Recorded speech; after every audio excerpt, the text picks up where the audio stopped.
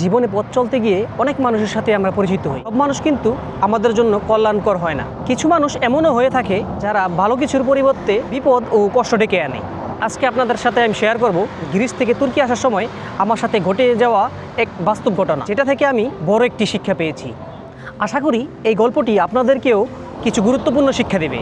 আমি Sheikh Habib, Lisbon Portugal থেকে আপনাদের ভাই আছি আপনাদের সাথে। সো আর দেরি না করে শুরু করা যাক আজকের ভিডিও।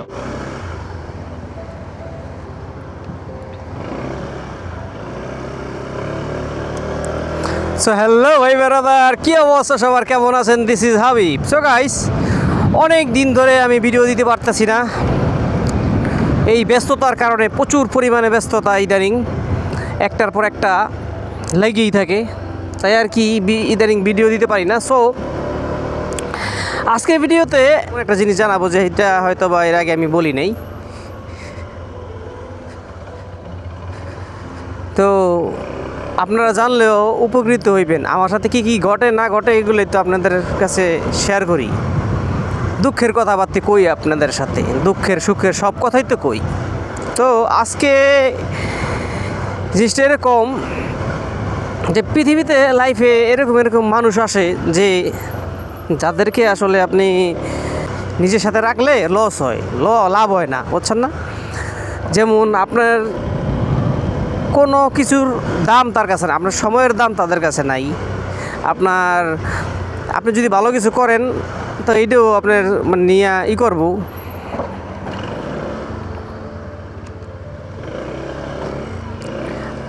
এটা নিয়েও সমালোচনা করব, ডিমোটিভেট করব আর কি, যে আপনি এটা পারবেন না, এটা করতে পারবেন না, ওইটা করতে পারবেন না, মানে ডিমোটিভেট করব। আবার তাদের কাছে একটা জিনিস আপনি যে চানও, তারা আপনারা দিব না। তো চাওয়ার কথা যেহেতু বললাম, একটা জিনিস আপনাদের সাথে না বললই না, যে আমার সাথে এমন একটা ঘটনা ঘটছে। তো ওই ঘটনা আপনাদেরকে শেয়ার করতেছি। ঘটনাটা এরকম যে আমি যে সময় তুর্কি থেকে গ্রিস আসি দ্বিতীয় গেমে, যেই জায়গাটা যাইতেছিলাম ওইখানে প্রায় 7-8 জন আমরা বাংলাদেশি ছিলাম। 7-8 জন বাংলাদেশের ভিতরে একটা বয়স্ক মুরব্বিও ছিল। তো তেমন বয়স্ক না, মিডিয়াম বয়স্ক আর কি। তো ওই লোকে আমাদের সাথেই গেম মারতেছিল। তো তুর্কিতে ওয়েট করতেছি আপনার গাড়ির জন্য, ওখানে অনেক সময় ওয়েট করতে হয়।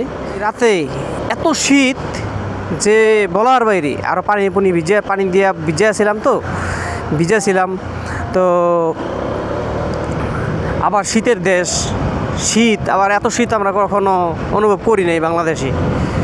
দেখলাম খারাপ একটা অবস্থা, লাগে কি যে মরে যাবো, এরকম একটা অবস্থা। আমার শুধু একার না, সবারই একই অবস্থা।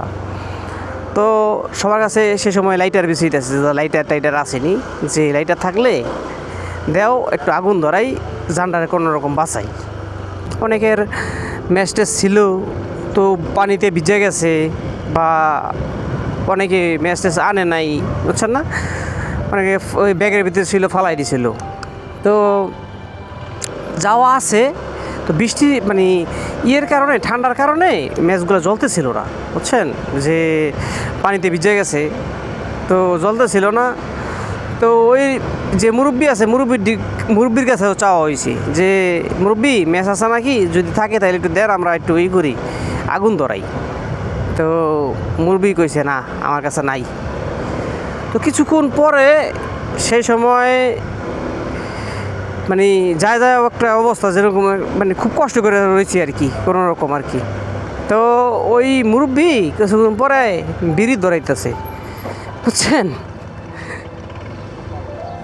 যে আমরা একলাই গেম দিতেছি, মরা বাঁচার প্রশ্ন যেখানে, সেইখানে সে লাইটারটা দেয় নাই।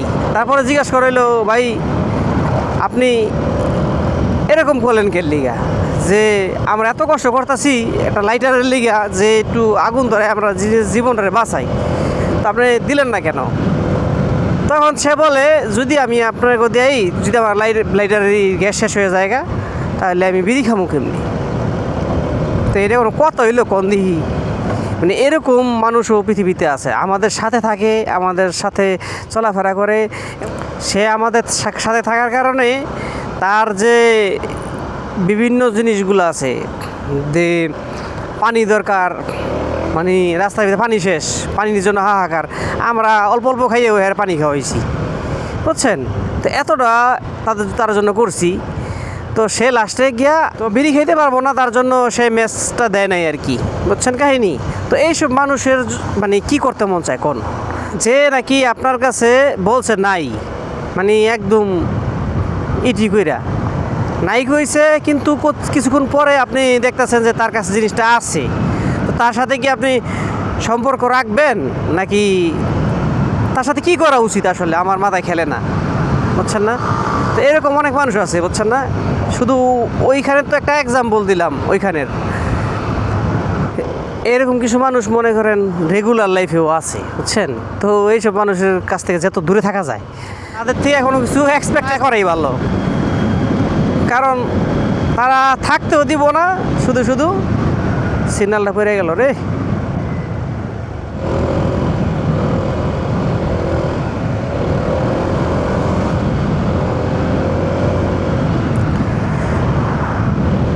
তো আজকে এমনি মোটামুটি কাজ হয়েছে, বেশি একটা কাজ হয় নাই। কাজ করছি আজকে শুধু, কেন কন্টিনেন্টে যাম না রে, কন্টিনেন্ট গেলে এখন বয় থই দিব। ওই সুফিয়ান ব্রো,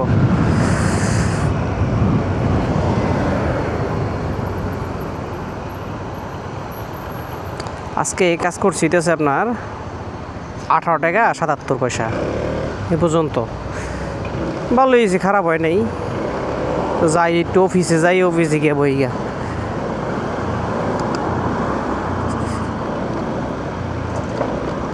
এই দেশে একটা জিনিস দেখেন, এই যে একটা কত দামি গাড়ি BMW লেটেস্ট সিরিজ, কিন্তু এই গাড়ির পিছনে আয়নাটা দেখেন, মানে পাখিতে হাইগিয়া দেখো দিয়ালা এমনি ব্রেক করে, পাখিতে হাইগিয়া মানে কি করছে জিনিসটা,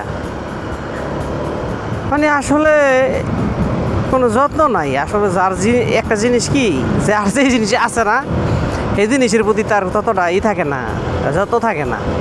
আর যার যে জিনিসটা নাই,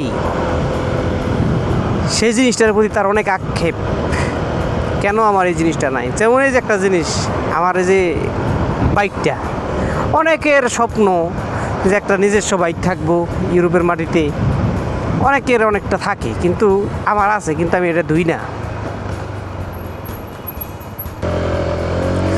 আমি ধুইও না তেমন, মানে এমন না যে যত্ন করি না, যত্ন করি, ইঞ্জিনে যত্ন করি, ওই মোবিল টোবিল এভরিথিং সব কিছু সুন্দর মতো চেঞ্জ করি, এভরিথিং যা আছে, কিন্তু ধুইতে আলসামি লাগে। আর এই দেশে বেশি একটা ময়লা হয় না তো, ওই যে ওয়েদারের কারণে, আর ময়লা হইলেও বোঝা যায় না, বুঝছেন? তো এই মহিলা কি যাইব নাকি না, তো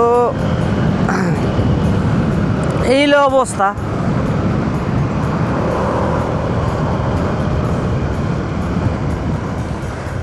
এখন খালি মনে হয় যে একটা কবে একটা গাড়ি কিনুম,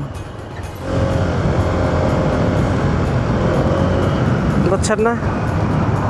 এখন বাইক চালাই তো, বাইক চালাইতে চালাইতে এখন মনে হয় যে না একটা গাড়ি থাকলে ভালোই তো, বুঝছেন? এই হলো অবস্থা। তো গাড়ি আমার ছিল এর আগে গ্রামে থাকতে, সেই সময় তো চালাইতামও না, সেই সময় আসলে অন্য ব্যবস্থা, ওটা গ্রামে বিক্রি করে থুয়েছি। এখন শহরে তো এই যে দেখো লেখার ইন্ডিকেটার দিছি, যান যান আপনি কই যাইবেন।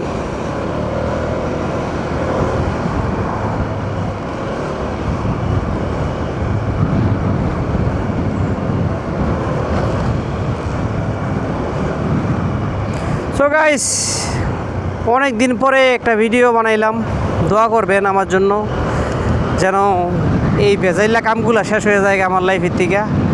অনেকগুলো ভেজাইলা কাম লইয়া বইছি, তো কী কী করতেছি না করতেছি এগুলো সবই জানাম আপনাদেরকে সময় হইলে। তো